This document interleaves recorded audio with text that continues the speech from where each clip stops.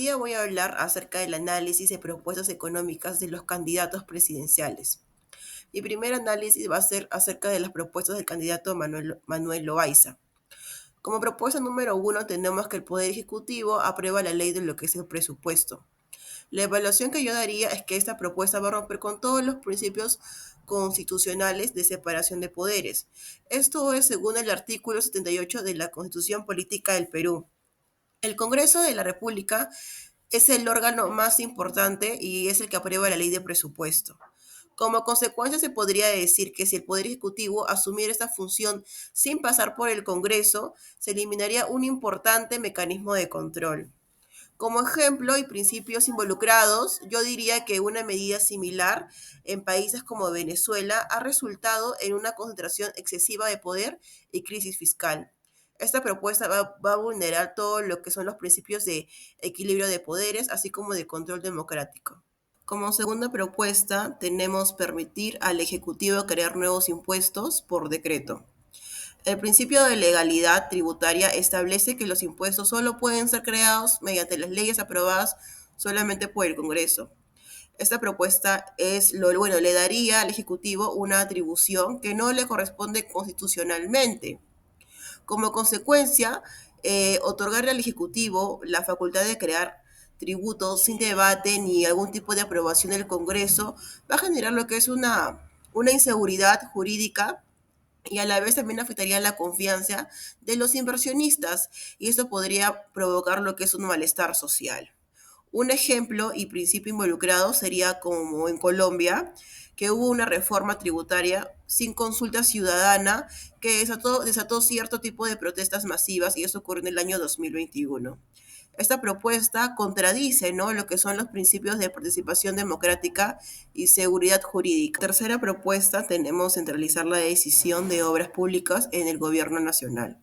Como evaluación, esta medida vulnera el principio de descentralización, que es una base fundamental de la organización del Estado peruano. Como consecuencias de esto, sería que la descentralización puede generar lo que es la ineficiencia, porque las decisiones tomadas desde Lima no siempre van a reflejar lo que son las necesidades reales de cada región. Como ejemplo y principio involucrado, podríamos hablar acerca de la falta de descentralización que ha generado el abandono en obras en lugares como Amazonas, Loreto y entre otros. A continuación, les daré un análisis de las propuestas del candidato Pedro Gómez. Como propuesta número uno es emitir más billetes sin retirar los actuales. El Banco Central de Reserva del Perú tiene autonomía única constitucional y su función es preservar lo que es la estabilidad monetaria.